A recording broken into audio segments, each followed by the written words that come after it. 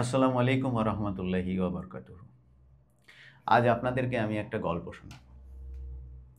আর এই গল্পটা শুরু হবে আফ্রিকার একটি কোণে এবং শেষ হবে ভারতবর্ষের কোনো একটি গ্রামে একটা মুসলমানের হত্যার মাধ্যমে। সালটা ২০২৩ জানুয়ারি মাস।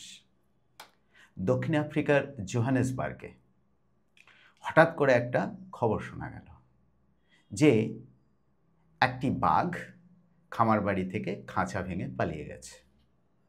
আফ্রিকাতে বাঘ একটু অচেনা লাগলেও এটাই সত্যি। এটি একটি ৮ বছর বয়সী বাঘিনী, ওর নাম সেবা।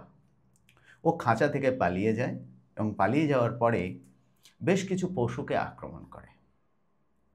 দুটি কুকুর, হরিণ এবং এগুলোকে মারার পরে ও কিছু মানুষকেও আক্রমণ করে। তো স্বাভাবিকভাবেই বন্যপ্রাণী দপ্তর একে কন্ট্রোল করতে না পেরে তাকে হত্যা করতে বাধ্য হয়। এবং আপনারা সবাই ভাববেন যে এই আফ্রিকার বাঘের সাথে ভারতবর্ষের গ্রামের একটা মুসলিম হত্যার কী সম্পর্ক? একটা গভীর সম্পর্ক আছে। আর সেই সম্পর্কটাই আজকে আলোচনা করব। আফ্রিকা, বিশেষ করে সাউথ আফ্রিকা এবং আমেরিকাতে যে খামার বাড়িগুলো ছিল, যেখানে একসময় গরু বা ছাগল বা মোষ পোষা হতো, ক্যাটল ফার্মিং করা হতো, বিশেষ করে এই সমস্ত দেশে প্রচুর পরিমাণ বিফ বা গরুর মাংস প্রয়োজন হয়। আর সেগুলো উৎপাদন হতো এই ধরনের খামার বাড়ি থেকে। এই খামার বাড়িগুলোর মালিকানা ছিল সাধারণ মানুষের হাতে। কিন্তু সময়ের সাথে সাথে, জলবায়ুর পরিবর্তনের সাথে সাথে এবং ব্যবসায় মুনাফা কমে যাওয়ার সাথে সাথে নিউ যে জেনারেশন, তারা কিন্তু এই ব্যবসার প্রতি আর আকৃষ্ট হলো না। তারা এই ব্যবসাটাকে ছেড়ে দিয়ে অন্যান্য ব্যবসা করতে শুরু করলো। আর এইভাবেই আফ্রিকা এবং আমেরিকাতে একটা বিশাল সংখ্যক খামার বাড়ি পরিত্যক্ত হয়ে পড়ে রইল। 1935 সালে আমেরিকাতে যেখানে প্রায় 68 লক্ষ খামার বাড়ি ছিল, আজকের দিনে দাঁড়িয়ে মাত্র 18 লক্ষ খামার বাড়ি রয়েছে। খামার বাড়ি কমে গেল, কিন্তু মাংসের চাহিদা তো আরও বেড়েছে। তাই সেই মাংসের চাহিদা পূরণ করবে কে? তো আস্তে আস্তে এই সমস্ত পারিবারিক খামার বাড়িগুলোকে কর্পোরেট কোম্পানিরা নিয়ে নিল। বিশেষ করে আমেরিকার 4টে company, Cargill, Tyson, National Beef এবং জেবিএস, এই 4টে কোম্পানি প্রায় 85% আমেরিকান খামার বাড়ি দখল নিল এবং তারা আজকে আমেরিকাতে যে মাংসে সরবরাহ হয় তার 85% বিফ মিট বা গৌমাংস কিন্তু এরাই সরবরাহ করে। কিন্তু সমস্যাটা হলো অন্য জায়গায়। খুব দ্রুত এরা রিয়েলাইজ করলো যে এই সমস্ত উন্নত দেশে মাংস উৎপাদন করে তার থেকে মুনাফা করা অত্যন্ত কঠিন।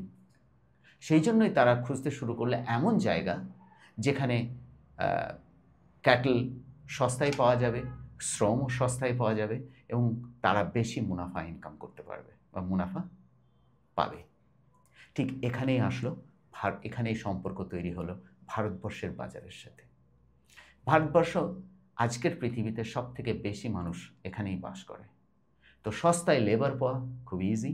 এখানে মানুষ ক্যাটল ফার্মিংও করে, তাই সস্তায় গরু, মোষ এদের পাওয়াটাও ইজি। এই চাহিদাটা খুব দ্রুত ভারতীয় বিজনেসম্যানরাও উপলব্ধি করলো এবং ভারতবর্ষ ধীরে ধীরে ধীরে ধীরে পরিণত হলো পৃথিবীর দ্বিতীয় বৃহত্তম বা তৃতীয় বৃহত্তম বিফ এক্সপোর্টের দেশ হিসাবে। আজকে অনেকগুলো কোম্পানি শুধুমাত্র বিফ এক্সপোর্ট করে কোটি কোটি টাকা ইনকাম করে। এই কোম্পানিগুলোর নাম হয়তো মুসলিমদের মতো বা আরবিয়ান নাম, কিন্তু এদের মালিক কিন্তু প্রত্যেকটাই হিন্দু সম্প্রদায়। আমার কাছে যে নামগুলো রয়েছে তার মধ্যে হচ্ছে আল কাবির এক্সপোর্টস, এর মালিক হচ্ছে অতুল এবং সতীশ সাবরওয়াল। আরবিয়ান এক্সপোর্ট, এর মালিক হচ্ছে সুনীল কাপুর।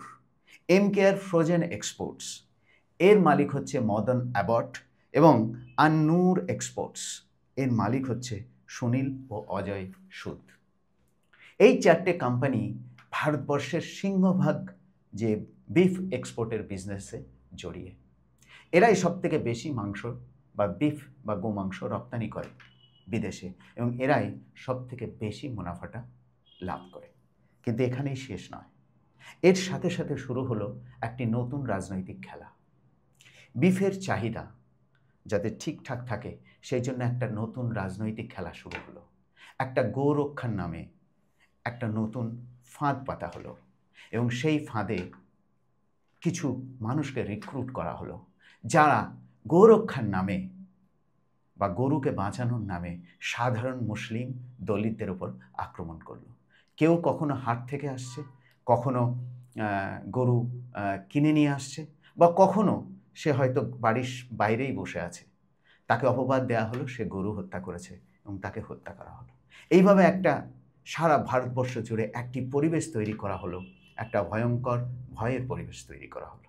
সরকারের উদাসীনতা এবং আমাদের মতো সাধারণ মানুষের অবহেলাতে এই যে পরিকল্পনা আরও ভয়ঙ্কর রূপ ধারণ করলো।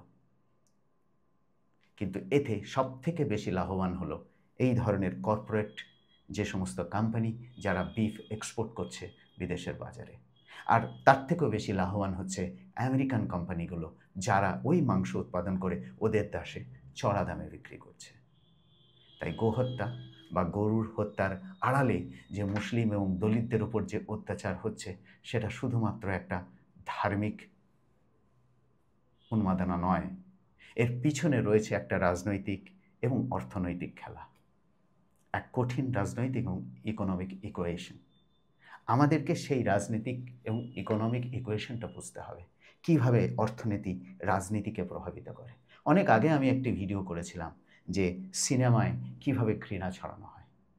প্রত্যেকটা জায়গাতেই রাজনীতিকে আজকে পঙ্কিল বা তাকে বিষময় করা হচ্ছে এই অর্থনৈতিক মুনাফা লোটার জন্য। তাই আজকে আমাদেরকে এই জিনিসগুলো বুঝতে হবে, এবং সেটা বোঝার জন্যই আপনাদের কাছে মেসেজ পাঠানোর জন্যই আমার এই ভিডিওটা। যদি এই গল্পটা আপনাদের ভালো লাগে প্লিজ আপনারা শেয়ার করবেন, কমেন্ট করবেন আর লাইক করবেন। আসসালামু আলাইকুম।